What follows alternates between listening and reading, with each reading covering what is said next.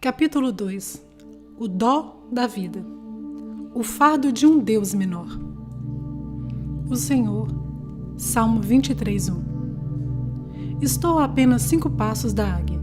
Suas asas estão abertas e suas garras levantadas acima do galho. Penas brancas cobrem-lhe a cabeça e seus olhos pretos perscrutam-me de ambos os lados de um bico dourado. Está tão próxima que posso tocá-la, tão perto que posso acariciá-la. Basta inclinar-me e esticar o braço direito, e posso cobrir com a mão a crista da águia. Mas não o faço. Não me aproximo. Por que não? Estou com medo dela? Dificilmente. Ela não tem se movido nos últimos 2 anos. A princípio, quando abri a caixa, ela impressionou-me. Quando a pus na estante pela primeira vez, admirei-a. Águias artificiais são bonitas por algum tempo, mas logo você se acostuma com elas. Davi estava preocupado com o risco de você e eu cometermos o mesmo engano acerca de Deus. Sua pena mal tocou o papiro e ele insiste conosco para evitarmos deuses de nossa própria fabricação. Logo com as primeiras palavras deste salmo, Davi dispõe-se a livrar-nos do peso de uma divindade menor. Alguns podem argumentar que ele não buscou fazer nada mais. Embora ele falará de pastos verdes, sua proposta não é descanso. Ele descreverá o vale da sombra da morte, mas o seu poema não é uma ode à morte. Ele contará da casa eterna de Deus, mas o seu tema não é o céu. Por que Davi escreveu o Salmo 23? Para edificar nossa confiança em Deus, para recordar-nos quem Ele é. Neste salmo, Davi devota 105 palavras para explicar as 2 primeiras, o Senhor. Na arena da bagagem desnecessária, o salmista começa com o mais pesado, o Deus remodelado. Alguém que parece agradável, mas realiza pouco. Deuses como um gênio na garrafa, conveniente, congenial, precisa de um lugar no estacionamento, uma data, um gol marcado ou perdido. Tudo o que você faz é esfregar a garrafa e puf, é seu. E o que é ainda melhor, este Deus volta para dentro da garrafa depois de fazê-lo. Um doce vovô, tão coração mole, tão sábio, tão bondoso, porém muito, muito, muito velho. Vovôs são ótimos quando estão acordados, mas costumam dormir involuntariamente quando se precisa deles. Um pai ocupado. Parte na segunda, retorna no sábado. Um monte de viagens e reuniões de negócios. Contudo, ele aparecerá no domingo. Então ponha tudo em ordem e pareça espiritual. Na segunda-feira, seja você novamente. Ele nunca saberá. Já teve essas concepções de Deus? Se já, você sabe os problemas que elas causam. Um pai ocupado não tem tempo para suas perguntas. Um vovô bondoso é fraco demais para carregar as suas cargas. E se o seu Deus é um gênio na garrafa, você é mais importante que ele. Ele vem e vai ao seu comando. Um Deus que parece agradável, mas realiza pouco. Lembro-me de uma pasta que possuí. Desejaria culpar o vendedor, mas não posso. A compra foi decisão minha. Porém ele, com certeza, a fez facilmente. Eu não precisava de uma nova pasta. A que eu tinha estava ótima. Manchada e arranhada, mas ótima. A tinta estava gasta no fecho e os cantos esfolados, mas a maleta era ótima. Oh, mas essa outra, a nova, para usar as palavras do jovem universitário na loja de artigos de couro, era realmente ótima. Cheia de feitios, proteção de cobre nos cantos, couro macio da Espanha e, acima de tudo, um nome italiano perto da alça. O vendedor mostrou-me sua lábia e entregou-me a pasta, e eu comprei ambas.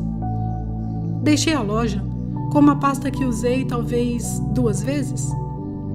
O que eu estava pensando? Ela leva tão pouca coisa. Minha velha pasta não possuía cantos revestidos de cobre, mas tinha uma barriga de esturjão. Esta nova me lembra uma top model, magra, esticada e de poucas palavras. Um livro e um jornal, e essa maleta italiana fica cheíssima. A pasta parece ótima, mas não faz nada. É esta a espécie de Deus que você quer? É essa a espécie de Deus que temos? A resposta de Davi é um não retumbante. Você quer saber quem Deus é realmente? Pergunta ele. Então leia isso. E ele escreve o nome Iavé. Iavé é o meu pastor. Embora estranho para nós, o nome era rico para Davi. Tão rico, na verdade, que Davi escolheu Iavé acima de El Shaddai, Deus Todo-Poderoso, El Elyon, Deus Altíssimo, e El Olam, Deus o Eterno. Estes e muitos outros títulos de Deus estavam à disposição de Davi. Não obstante, ao considerar todas as opções, ele escolheu Iavé. Por que Iavé? Porque Iavé é o nome de Deus. Você pode chamar-me de pregador, escritor ou golfista inexperiente. Estas são descrições exatas, mas não são nomes meus. Posso chamar você de papai, mamãe, doutor ou estudante. E estes termos podem descrever você, mas não são o seu nome. Se você quer chamar-me pelo nome, diga Max. Se eu quero chamar você pelo nome, eu o pronuncio. E se você quer chamar Deus pelo nome dele, diga Iavé. Deus nos contou o seu nome, quanto ele deve almejar estar perto de nós. Moisés foi o primeiro a aprender o nome de Deus. 7 séculos antes de Davi, o pastor de 80 anos estava cuidando das ovelhas quando o arbusto começou a arder e a sua vida a mudar. Moisés recebeu ordens de voltar ao Egito e resgatar os hebreus escravizados. Ele apresentou mais desculpas que um garoto na hora de ir para a cama. Porém, Deus superou cada uma delas. Finalmente Moisés indagou: Eis que quando vier aos filhos de Israel e lhes disser: O Deus de vossos pais me enviou a vós, e eles me disserem: Qual é o seu nome? Que lhes direi? Então Deus disse a Moisés: Eu sou o que sou. Assim dirás aos filhos de Israel: Eu sou, me enviou a vós. Êxodo 3, 13 e 14. Mais tarde, Deus lembraria a Moisés: Eu sou Iavé. Eu apareci a Abraão e a Isaque e a Jacó como El Shaddai, mas pelo meu nome Iavé não lhes fui perfeitamente conhecido. Êxodo 6, 2, 3. Os israelitas consideravam o nome sagrado demais para ser pronunciado por lábios humanos. Sempre que precisavam dizer Iavé, substituíam-no pela palavra Adonai, que significa Senhor. Se o nome precisava ser escrito, os escribas tomavam um banho antes de escrevê-lo e destruíam a pena depois de o haverem feito. Deus nunca deu uma definição da palavra Iavé, e Moisés nunca pediu. Muitos estudiosos gostariam que ele o tivesse feito, pois o estudo do nome tem suscitado algumas discussões saudáveis. O nome Eu Sou soa notavelmente próximo do verbo hebraico ser, avá. É possivelmente uma combinação de uma forma verbal presente, eu sou, e do causativo, eu causo o existir. Iavé, então, parece significar eu sou e eu causo. Deus é aquele que é e aquele que causa. Por que isso é importante? Porque precisamos de um Deus grande. E se Deus é aquele que é, Ele é um Deus imutável. Pense a respeito. Você conhece alguém que anda dizendo eu sou? Nem eu. Quando dizemos eu sou, sempre acrescentamos outra palavra. Eu sou feliz, eu sou triste, eu sou forte, eu sou Max. Deus, no entanto, declara perfeitamente: eu sou. e não acrescenta nada mais. Tu és o quê? Desejamos perguntar. Eu sou, replica ele. Deus não precisa de nenhuma palavra descritiva, porque ele nunca muda. Deus é o que é. Ele é o que sempre foi. Sua imutabilidade motivou o salmista a declarar: mas tu és o mesmo. Salmo 102, 27. O escritor está dizendo: tu és aquele que é, tu nunca mudas. Yahvé é um Deus imutável. Ele é também um Deus incausado. Embora Deus crie, ele nunca foi criado. Embora faça, ele nunca foi feito. Embora cause, ele nunca foi causado. Daí a proclamação do salmista: antes que os montes nascessem, ou que tu formasses a terra e o mundo, sim, de eternidade a eternidade, tu és Deus. Salmo 92. Deus é Yahvé, um Deus imutável, um Deus incausado e um Deus ingovernado. Você e eu somos governados. O clima decreta o que vestimos. O terreno diz-nos como viajar. A gravidade dita a nossa velocidade. E a saúde determina o nosso vigor. Podemos desafiar estas forças e alterá-las levemente, mas nunca podemos removê-las. Deus, nosso pastor, não verifica o clima, ele o faz. Não desafia a gravidade, ele a criou. Não é afetado por problemas de saúde, ele não tem corpo. Jesus afirmou: Deus é espírito. João 4:24. Uma vez que ele não possui corpo, não tem limitações. Do mesmo modo que ele está no Camboja, está em Connecticut. Para onde me irei do teu espírito? Indagou Davi. Para onde fugirei da tua face? Se subir ao céu, tu estás. Se fizer no Seol a minha cama, eis que tu ali estás também.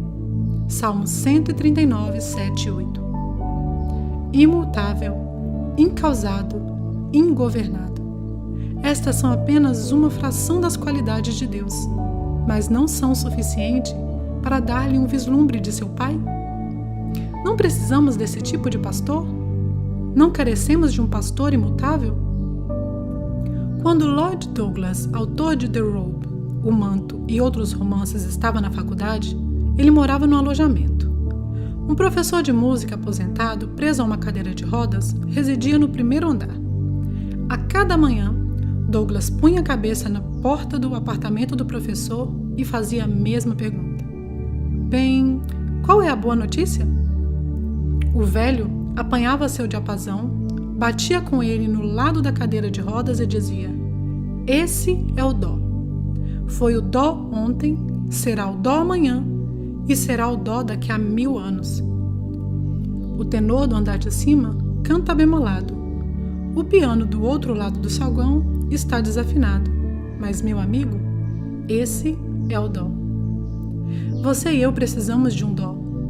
Você já teve mudanças suficientes em sua vida? Relacionamentos mudam, a saúde muda, o tempo muda. Contudo, o Yahvé que governou a terra na noite passada é o mesmo Yahvé que a governa hoje.